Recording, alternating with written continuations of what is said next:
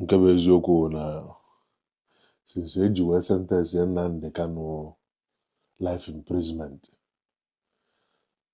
aghọtara m, echekọtago m the thing na-asị sị ka mkpakana nkata wit ndị Igbo, kedu ebe ndị Igbo si wee mejọ?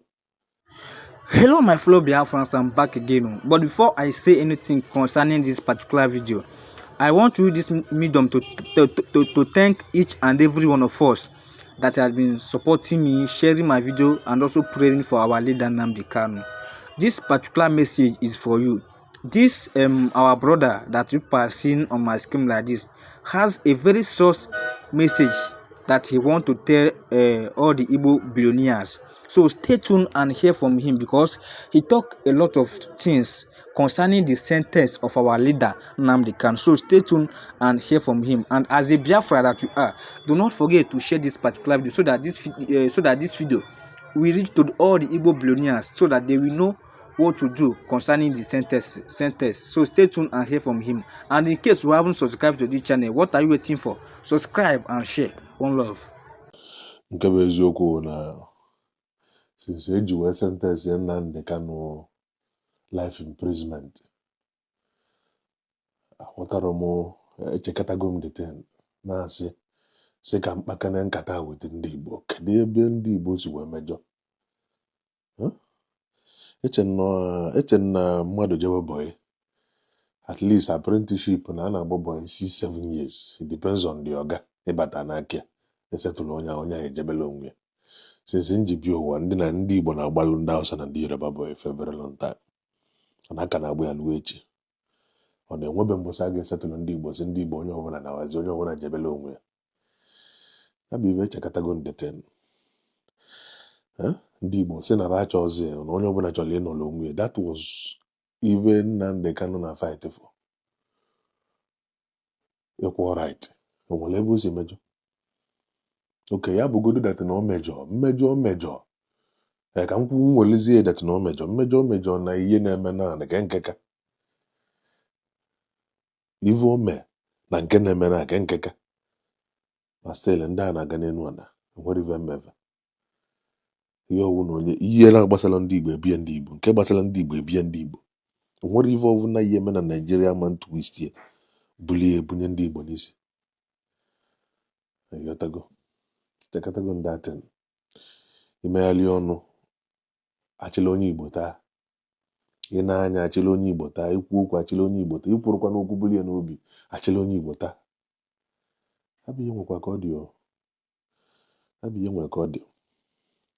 The only person that can save Igbo people, the only person.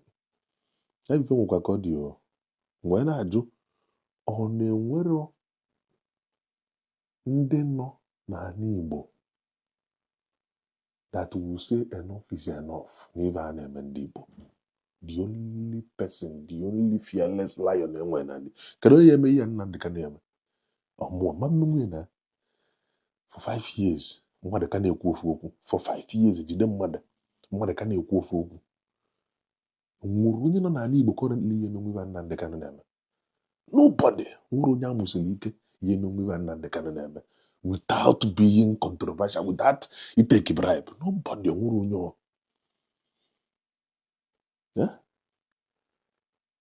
Ndị Igbo wee jide this man wee jụ that na this guy ama mpụta. Ndị Igbo ji Nnamdi Kanu. My main of this video bụ anyị nwere 2 people m ga-akpa afa n'ala Igbo. If unu na-atakọla Obi Kubana that day post, Obi Kubana is a baby when it comes to even alone na Nigeria. Obi Kubana is a symbol of n'otu a ka esi eme odogwu, n'otu a ka esi eme ọgaranya. Because ọgaranya bụ omume a na-atị ya atị. So if ọ na-agosi unu n'ọkụ otu a ka esi atị ọgaranya. But when it comes to decision taking, if a na-alụ na Nigeria, ị na-akakus ndị nọ behind the scene n'ihe a na-alụ. Obi Kubana is a baby. Ọ na-atakolozene ya. Ene na-echego m ihe niile na observe chaya gba nkata. Ịghọtago? Nwere iwe Obi Kubana ma o post ma no post ro ive na-eme ya na-eme. Onye ka ọ ya akpọ? Ọ Tinubu ka ọ ya akpọ na phone. Na ọtara ive a na-akọ na Nigeria. The only 2 people that have access to these people to ndị anọ n'isi Evulata eze. Evulata eze. Emeka Ofo, mmadụ na-aba. These two people is the two people a na-agbaji ịkpa afa that has access to these people nọ n'isi na Nigeria. Wee na-ajụ ọzọ Igbo ndụ kedu mgbe akwa afa gị bụ ọzọ Igbo ndụ ata eze nakwa mgbe ịzaba atọ 1000 nakwa mgbe mmadụ ili 1000 na-atụ mmadụ oji makwa mgbe ịzabala atọ 1000 ata eze wee na-ajụ gị ọkwa afọ ị na-aza bụ ọzọ Igbo ndụ. Ọzọ Igbo ndụ ka mgbe ya azọ ndị Igbo ndụ ife nsị ka njụ ogo ịghọtago ndị bara ọgaranya erika, ndị na-enyere aka erika, ndị si n'aka gị wee ka ume erika, ndị tiri eti ibe afọ ọgaranya bụ aja dị n'ala imegide gị ịzọgo ndị mmadụ ndụ that side. But ndị Igbo wee na-ajụzi kedu mgbe ị ga-aza anyị ndụ ọ ka ife ị na-aza kụsọ nwere onye gba gị agbụ ije wele ọzọ Igbo ndụ wee na-aza kedu mgbe ị azọ ndị Igbo ndụ na-ata eze ọzọ Igbo meela anyị ebele kedu mgbe ị aza anyị ndụ abụrụ m na ị na-afụ ife anyị na-afụ kwichi na mma na ị na-afụ ya ana m afụ ebe ị na-aba awụlụ n'onye ịtọrọ atọ 50 something years because of gịnị na power nọba n'aka ebe awụọlụ an old man like you. Ata eze chekie ife dị 70 something years ọmantezikwa n'aka eme travel ọmantezikwa n'aka n'ibika na owe bie 9500 ọgwụ ọmantezikwa n'aka the little time fọlụ gị na ego niile eme mbue na the little time fọlụ gị na now anyị na-ayọ gị biko unu pụsịsịa ivulu unu ncha niile pụsịsịa ka ezigbanụ ndị ga-emenwu ibe a. Who are the people? Even na-ayọ gị bụ ata eze biko ndị Igbo anyị na-ata afụfụ both home and away biko meela anyị ebele. Emeka Ofo ị na-eme n'ebe ịgba n'ọkụ but when it comes to ebe a na-alụ na Nigeria isiri ike. Emeka Ofo biko meela na anyị ebele abeg adị m akpali unu ọ bụrụ mkpali ka m na-akpali unu nọ na ife na-agwa unu bụ ife ndị mmadụ agwụ ndị mmadụ na-atụ ụjọ igwu unu ka m na-agwa unu today biko abeg anyị ataghị avụ ka ọ dị na mma ife a na-eme ndị Igbo nkwa ka ọ dị ife a na-eme ndị Igbo nwee ka ọ dị. Just look at this guy name is a slap on Igbo people's face. Ihe ahụ mkpali na ndị ọzọ mee ngaba na ijeba ndị ọzọ ihe ndị ọzọ na-eme ha na-anacha ijebe elu na nke ndị Igbo ha jide anyị ọtọ nkwe ka ọ dị. Emeka Ofo ata eze bikonu mere na ya ebele abeg I'm pleading to you people biko nwere onye na-akpali o but asị na-asọkata eze anya ekpulukata n'isi gbuo okwu adọrọ m atụ mmadụ ụjọ n'ụwa m mma agwa gị ya pọmpam plee mma agwa gị ya n'ilu mma agwa gị ya n'azụ so biko ka m na-ayọ melụ na ya ebele ọma ntezikwa n'aka ụnụ agbagotego na age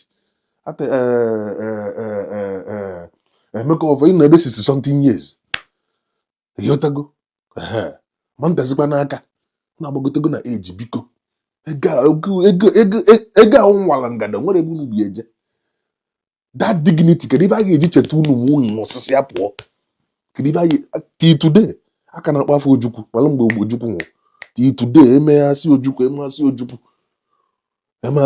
kedu ife anyị eji cheta unu kedu just this one thing ka anyị na-ayọ unu biko elizienu Nnamdi Kanu biko this one thing ka anyị na-ayọ unu ka anyị were ife a wee cheta unu biko biko ka m na-ayọ biko ahịa taga avụ ka ọ dị na mma a na-akpali ya Enugu ya ịbata kịta Igbo like almost 10 police station esolu gị n'azụ ata eze bata Igbo ewere almost 20 police station esolu n'azụ police stations ndị ebe everywhere dị empty ama nwezi ndị a na-protect before you know it kịta ndị akịta abata gị Igbo so ife ndị bandit ya na-eme na abata gị Igbo asọra nda gị everywhere no just ka anyị nụwazi akụkọ ha batachago na position si ya na ka anyị nụwazi akụkọ kwanụ m na onwe nke mee n'Imo kwuchi na ọnwụ na Nnamdi Kanu nọ n'elu na ndị ama cross ugwu enwe nwere ife eji eme mmọnwụ They cannot cross.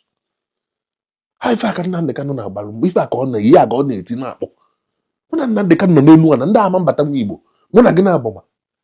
But because of until n'ime ka hapụ esi da ka hapụ imebi business unu na-eme. But biko anyị na-ayị unu biko ata eze gị na Tinubu dị na mma biko ata eze ịkpọ ndị mmadụ na South East se ka Nnamdi Kanu pụta Nnamdi Kanu ya pụta kuchi na mụ na gị na-abụma ọ ife iji azọ ọzọ Igbo ndụ zọzie anyị ndụ zọọ Nnamdi Kanu ndụ ata eze biko ya gazie. That they came in their time and the gospel of redemption was preached and men were saved from their folly. This evening I will start by calling upon Bishop Coker, or should I say all the Catholics around the world, to please warn Bishop Coker to desist from making statements and comments that will annoy God Almighty in heaven. If he continues in the manner that we have deduced he is likely to follow, then I will place curse on him in public. I'm not saying this very lightly because he is a man that I have enormous regard and respect for. Bishop Coker, I respect him. I love him immensely. But he came up with some statements which are, should I say, unbecoming of a sensible, reasonable human being. Therefore, he must retrace his steps. We must also remind ourselves that a few days ago, I said something about those of them trying their damnedest best to try to keep Nigeria together, a zoological republic that should not exist in the first place. And this evening, I want to reinforce this very fact that the curse that I placed upon United Kingdom, a people that I revere and I love very much, people that I hold their citizenship and have sworn allegiance to, and will continue to defend their interest, genuine interest, of course, because I am an Anglophile at heart. That very Britain today, it is not been up to 7 days that I made that statement live here on air. The leader of the Welsh people have come out to make a categorical statement that Britain no longer exists in their own thinking. This is what I want to guide the thinking of all our people. I want it to guide our understanding of what is happening in the zoo and to understand also the spiritual dimension which we have chosen to pursue this very noble cause. According to Mark Drakeford, who is the leader of the Welsh people in the UK, and I quote, "The United Kingdom is over," he said. UK, as I told you a few days ago, that anybody who has a hand or who is trying to keep Nigeria together, their kingdom or their entity will disintegrate. These are the things that I want you to understand this very evening, that Nigeria has expired. The wrath of Almighty God is upon Nigeria. Look at Tinubu, for example, what the Yorubas are going through on his account. Look at how the Christian minorities in the north are being slaughtered and brutally massacred by the Janjaweed elements of the caliphate. Because the likes of Bishop Coker is there preaching unity that he knows doesn't exist. Because Britain is directly involved in trying to keep together what God Almighty has rendered asunder. That is the reason why Mark Drakeford has come out to say that United Kingdom is over. He's a very heavyweight politician in the UK, the leader of the Welsh people. He is the first minister of the Welsh people. Wales, of course, in the UK is a principality. And mind you, Prince Charles is supposed to be the Prince of Wales, or should I say the titular head of the government of Wales people. But here we have Mark Drakeford saying it categorically that Britain is over. And I warn Britain, if you continue to meddle in the affairs of Nigeria to the extent whereby you are presenting a stumbling block to the emancipation of the children of God, the children of light, United Kingdom will be decimated. Because you're very proud and very arrogant, because you think that you're Caucasian, you're white, you can do anything and get away with it. You may think that the disintegration of the UK has nothing to do with Biafra, but I can assure you categorically that it has.